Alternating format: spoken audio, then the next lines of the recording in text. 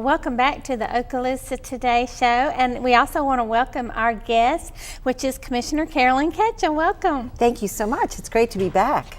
Well, you are Vice Chairwoman here today, and you're wearing a new hat, a little bit of a new hat.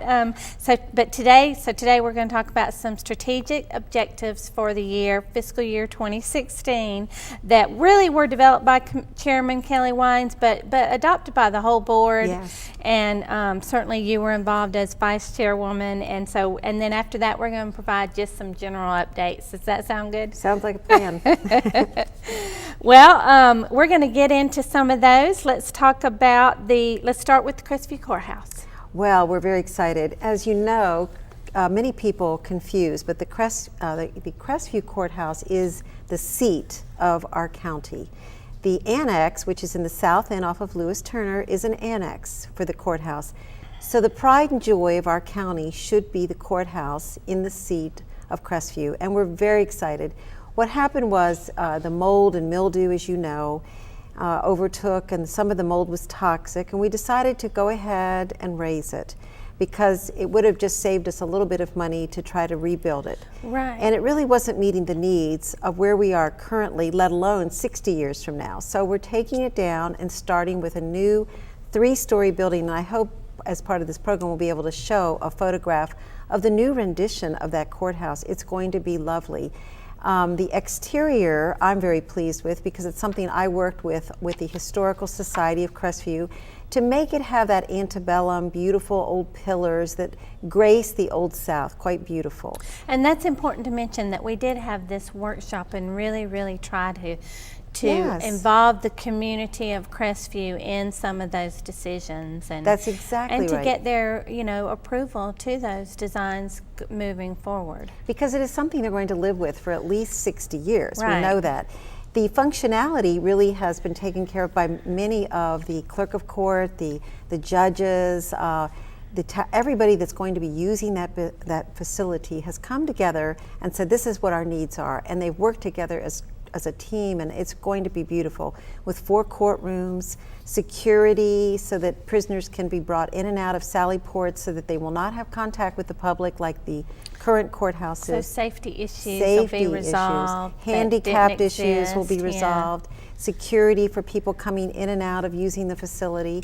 And whether you have a day in court or whether you're a juror or just coming in to do something else. County business. Right. Yeah. I mean, we all use the courthouses day in and day out. Absolutely. So this is so exciting. I'm very pleased for our community. And it's an important objective, and one of those things is financing. And we're going to talk about that. But one thing I did want to mention is because a lot of people in the South End probably don't even realize that that courthouse was built without air conditioning. So a lot of issues with this courthouse besides just the mold that we just found, which is again goes back to the reason they decided to just start over from the ground up. And Miss Newby, as you know, the 100th anniversary for Crestview will be celebrated this year, and we hope to kick it off in April with the groundbreaking. So stay tuned to see whether we can accomplish that. We're hurrying up, trying to get everything done. That's right. That's what we're trying to do. So probably looking at a 30-year, $14 million. I mean, that was one of the objectives, is try to borrow the least amount of money for this facility. And well, one of the exciting things about that, I feel, a lot of people are thinking, uh-oh, there go my tax dollars. Right. But that's not the case. We've been able to leverage the assets of our county to finance this, and so it'll be a 30-year mortgage, and as we pay off the new facility in Shalimar, that too will be rolled in years to come, long after I'm a commissioner. But we're using what we have fiscally conservative and in a smart way to be able to build this. So the good news is the taxpayers are not going to get this bill. Right, and it's not going to go on forever and ever and ever, and that was one of the goals I know that Commissioner Wines was working on.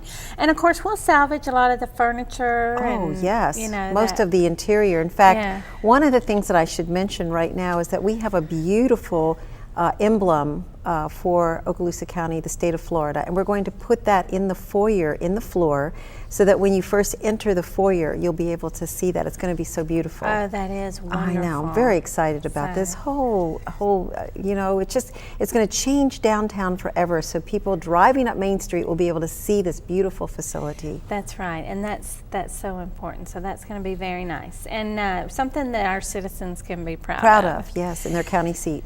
Okay, and then the jail. In 2007, there was a master plan and a growth study done for the jail, and it was kind of tabled while we hired a population manager. A lot of this was before you came on board.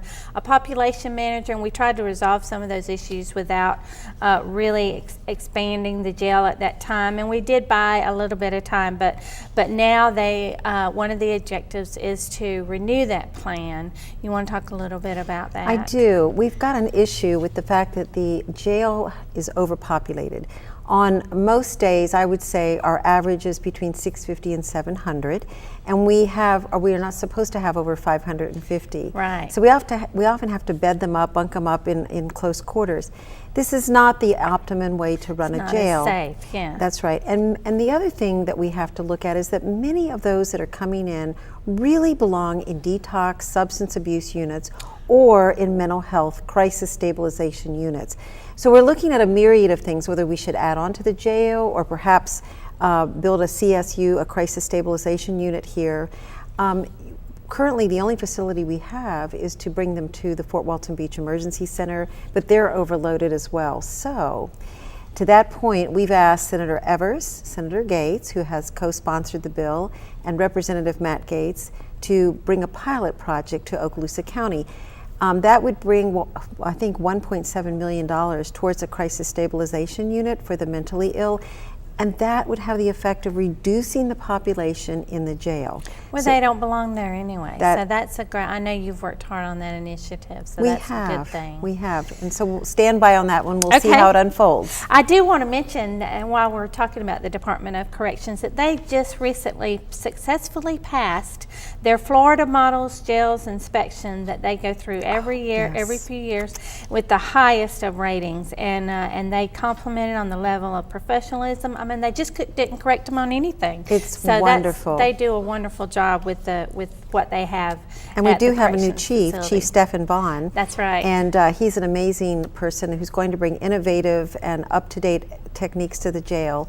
And I've been working with him on the Public Safety Committee. I'm very impressed. He's a very interesting person. He's almost finished his doctorate. Yes. So this is a new day. Okay. And then I'm just going to mention the old Fort Walton Beach Hospital just before we move out of facilities. And of course, they found asbestos in that building. So so they haven't decided what they're going to do, but it's just still really part of those objectives is evaluating and making some of those decisions. And then, of course, transportation, that's always an objective. It seems like every year, but we're not going to go back all into all that again. But you are going to talk about our transportation system. I would like to mention a little bit about that. I'm very excited. We've been working with a new company that won the RFP, the Murati. Murati is also the company that runs Disney. So Disney's transportation, we all know how efficient that is. So we have high hopes that Murati is going to be able to make a difference here. We're launching an app so that people will know when the bus is coming. Yes, it's wonderful. And we're putting out more shelters in all the locations. Tomorrow we're unveiling the wrap, and by that I mean around every bus or van we'll have a wrap for Easy Rider, Emerald Coast Rider, Easy Rider. It's kind of a play on words. Yeah. But it's going to have a lot of advertising and hopefully family-friendly advertising that will let people know that this is a public bus and they can ride to and from, whether they're employees that are trying to get to tourist destinations so they can work a shift down on the south end from the north end, or whether they're relocated because for 2 years, I think, or maybe a year and a half, the courthouse, all the dealings will almost all be in the south end. Not all of them, but most of them. So many people will have to catch a bus from the downtown of Crestview and come down here for their court proceedings if they don't have transportation. So there's many good things happening. In addition to that, we want to be able to present those who visit our area tokens and say, ride the bus to Destin Commons, ride the bus to Silver Sand Outlet. So instead of, more traffic on 98. So this is very exciting. It is. I hadn't heard a lot about that, so that's really, really good information. I didn't know, and I'm sure our listeners, our watchers don't know. Well, I can't wait. I can't wait. Well, and then growth management. Growth management was one of those departments that was severely downsized during the economic downturn, and so they are trying to catch up, as many of our departments are. But this was one of the final objectives too, is to improve that customer service, to improve code enforcement that is also in that department.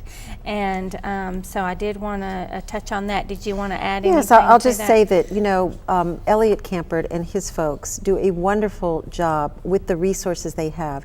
When we had the downturn, of course, there was less building going on, and so less money coming into growth management, so it was downsized. Now we have an uptick. Yeah. It's wonderful, things are coming back, buildings are going up, and we have heard from builders saying, look, we need our DO, our development orders faster. We are taking that very seriously. We are meeting with growth management. We're looking at perhaps moving ordinances, code enforcement, over to the sheriff's office this year. We will consider that as a commissioner. That way it would free up growth management to work just with builders. So I think we're going to see some innovative changes coming. And I know that Commissioner Wines has selected a committee. Yes. To really kind of bring the community in and help make some of those decisions. And there is a commissioner sitting on that, right? Right. Commissioner Wines is. That's wonderful. Yeah. So we'll wait to see what their recommendations are. Yes. Yeah. So. Good information. All right. Well, now we're going to talk to something that you know a lot about, the farmers market. Oh, thank you for bringing that up. This is my pride and joy. I'm so excited. This is our around the county portion. Yes. We're going to talk about a little bit about everything. Well, I was just with the Cooperative Extension Service this morning, and they were giving their awards to their master gardeners and the good work that they do here, and they save so many volunteer hours. I mean, they just do so much for our county. They really do. They do.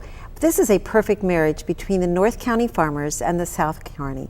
We want to build and have allocated money to build a very large facility at the fairgrounds, 16 vendors, and it will have fans and it'll be cool and it'll be nice. Right now, if you go out there, they have basically a little postage stamp carport, and that's just not enough because many of the farmers bring in their truckloads of, say, watermelon, and if they're beating down in the hot sun, it ruins the produce. So this spring, you'll see that we're breaking ground on a beautiful farmers market that will be completed in very short order in time for this summer. And so I'm very excited about this because this is something that I have led the charge on. Right. That sounds very good. And so we'll look forward to that. What did you want to? I want to say one more thing about that. $40,000 a year is given to our county for WIC, which is Women, Infants, and Children. They can use the WIC coupons to buy fresh fruits and vegetables. And how much healthier for children that the mothers can come there and spend that $40,000. So that money goes right back into our county. This is very exciting. I am looking forward to it. I just wanted to mention that for our farmers market. That's very good, very good. So yeah, lots of, most farmers markets are large and covered and. Yes, and have honey and fresh eggs and baked bread and all the produce we love. So if we be build great. it, we believe they will come. Yeah, and the residents can enjoy that as well, absolutely. Okay, we need to talk about the Zika virus. Oh yes, we have another virus. So here is the story, a little bit about Zika. As we know, we've heard a lot in the press about microcephaly with children being born with small brains in Brazil. Right. Now, and I know you've been working with Dr. Chapman of our health department with that. Oh, she's been great with this. She's on top of it. And we want to get the word out on this. It's very important because this is going to be a government-private partnership. In other words, the Zika virus is carried by the Asian tiger mosquito, which is very common here. It breeds in our backyards and doesn't travel more than 1 mile. It begins in April and probably dies off in October. So right now it's not too active. Every day we get a daily count on the Zika virus. There's 27 cases in Florida as we are recording this, okay? But it could grow I'm sure it will grow. Sure. And all those cases, it's important to say, have come in as people have traveled from other countries. The problem is for the 7 days after they're bitten, they are infectious. Now, the first stage of it, for those who develop it, only 1 in 5 develop a case necessarily that becomes serious. But the mild things are like headaches, aches and pains. You feel like you have the flu. Yeah, I mean, it's very serious. But you also, the whites of the eyes turn completely bloodshot red. Become profoundly red. The second stage goes into migraines and vomiting, and it's very debilitating. And most of the time people recover, but it's important to understand that this is passed through bodily fluids. So you can pass this to a loved one. You can pass it through sexual transmission, through kissing, and we don't even know how long this lasts. Is this something you can pass for the rest of your life? There's so many unanswered questions. Oddly enough, the Zika virus was found in 1940 in a little place in the Zika forest in Uganda. And it kind of didn't grow, but it has now become global. And so that's what we're concerned about. We need to stop it before it comes to Florida. We need to stop it before it becomes an epidemic. There's one case right now in Santa Rosa, and that person is now inactive. So if a mosquito bites that person, it cannot be spread. But the way we can help is by wearing our repellent, our whatever DEET or whatever repellent you choose to wear, wearing long sleeves. And this is very important. It's not just emptying your pots and your bird baths and your gutters, but even a magnolia leaf can have enough water in it, the bottle top of a water bottle, to breed mosquitoes. So everything that can hold water in your backyard needs to be turned over every other day. Sure. Put a few drops of chlorine in your bird bath. It will not hurt the birds, but it will keep mosquito larvae from breeding. Interesting. Yeah, so there's a lot that we can do, and we need to be partners. And of course, Okaloosa County has at least 12 traps where they're looking every day for tiger mosquitoes. We have a wonderful program, and they will aggressively spray. But it's a partnership, because most mosquitoes Absolutely. only move within 1 mile of your backyard. So your tiger mosquito is going to be hatched in your backyard or your neighbor's yard. Right. Okay, and we have tried for a long time. We've always been heavily educating people about mosquitoes and how to avoid them. So we're at least used to doing that, and so yeah, we'll just have to increase that somewhat. That awareness, and yes. continue. Okay, the tourist season's about to come up. I know you did want to talk a little bit about the Sheriff's Department and TDC dollars. We have just a very short time left. Well, we want to say that the TDC money has at this point been restricted, that we cannot use it for the sheriff. We can use it for lifeguards. There is a bill moving through, and we're trying to be able to access more money so that we can use some of that money, because we bring in a lot of tourists, and with that our crime rates do go up. So we're hoping to be able to fund that. Be that as it may, I know that our commissioners are really dedicated to helping the sheriff this year, because crime has risen in Okaloosa County, unfortunately, and we're going to make a difference with that. And I think we're out of time, right?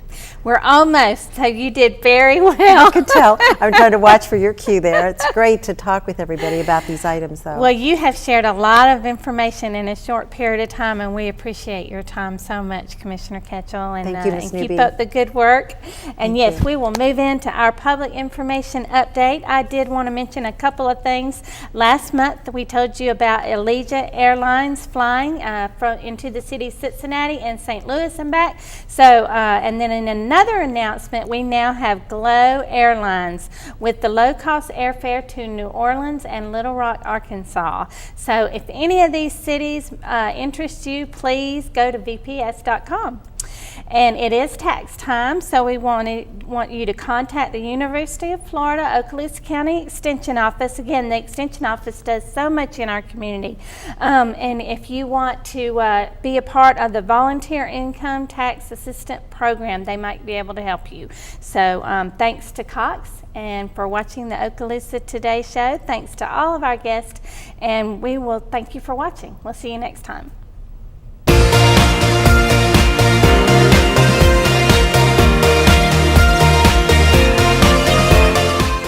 Thanks for watching Okaloosa Today. Join us again next month to learn about local news and information for Okaloosa County, Fort Walter Beach, and Destin.